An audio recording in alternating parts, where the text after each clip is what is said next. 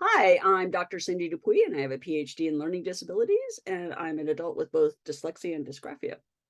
Hi, my name is Kim Sharman. I've worked with kids for the past 15 years who have dyslexia, dysgraphia, and ADHD.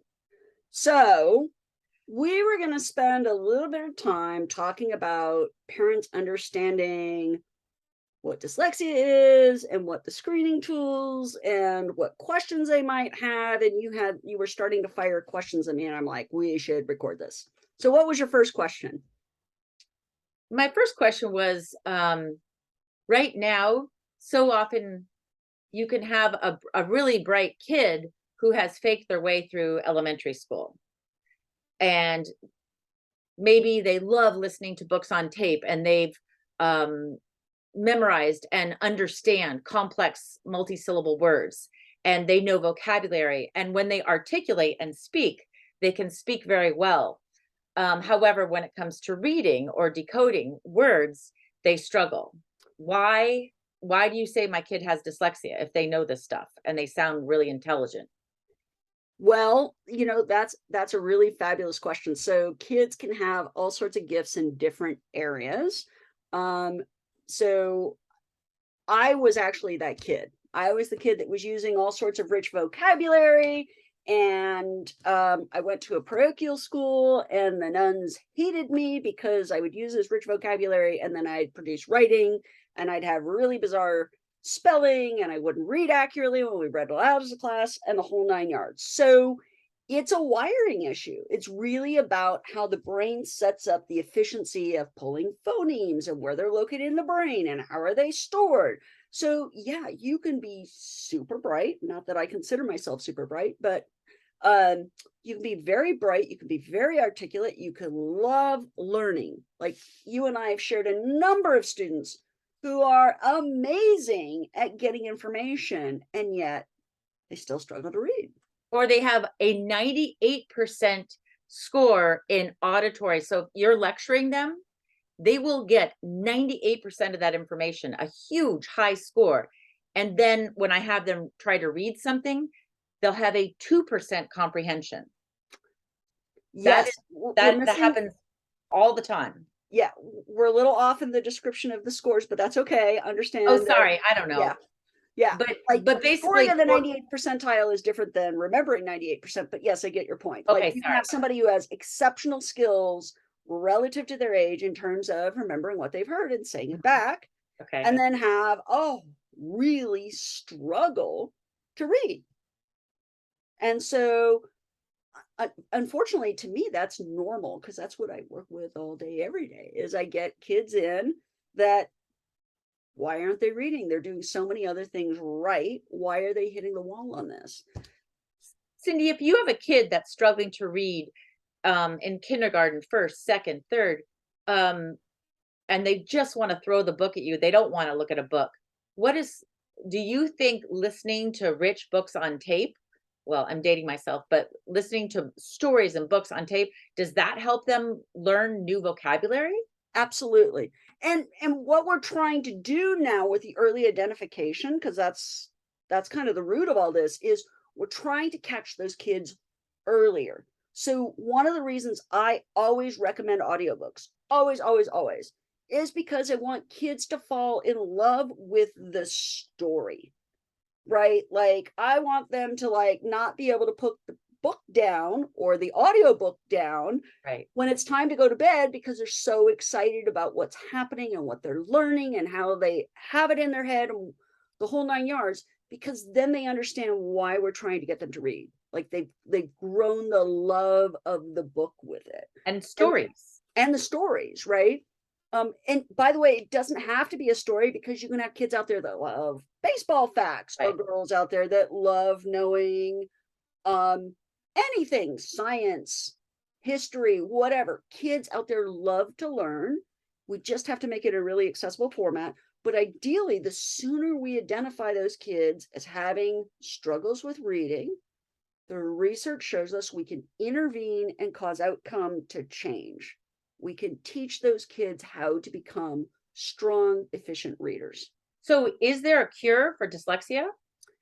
Well, cure is a really difficult word.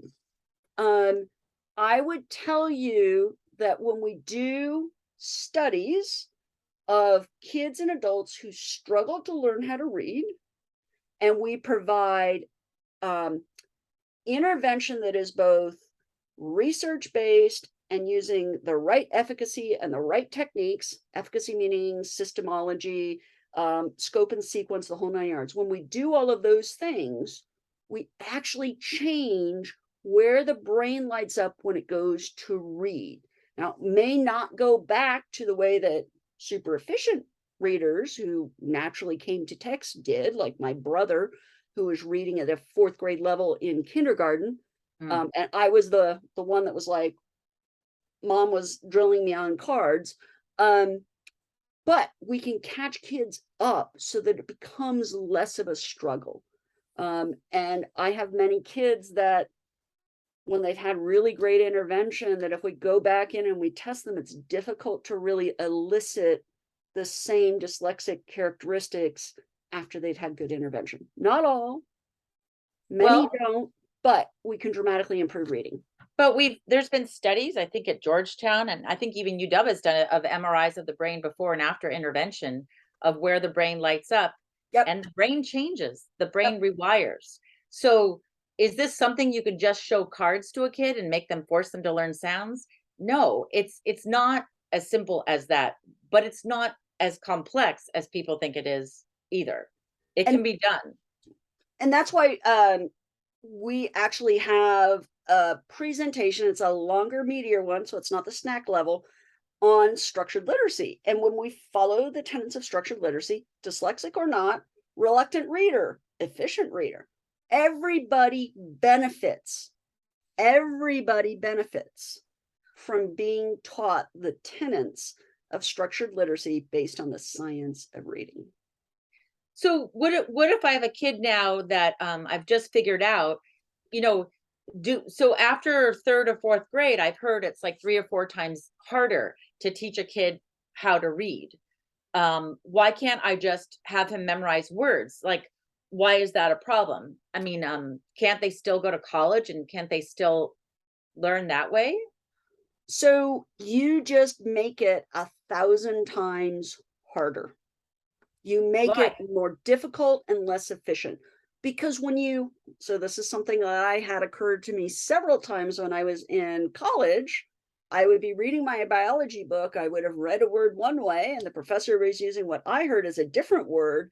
And then they would write it up on the board. I'm like, oh, that's that word, right? I would recognize, and suddenly it would go, oh, that's how you actually read it. So I am in Mhm. so many ways, and you can see it every time I go to write something down, not an efficient reader, not efficient speller. In I I read based on context, but you can hear when I read unfamiliar text, you can hear the dyslexia still there because I never went back and did the work to rewire myself. So you can still help a teenager, you can still help an adult, right?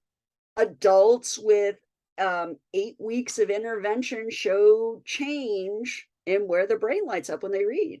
One of Because a my lot of yeah, a lot of people think that you just give up No, after if the kids no. Okay, so never too late. For all you adults out there, it is never too late. It's never too late. never.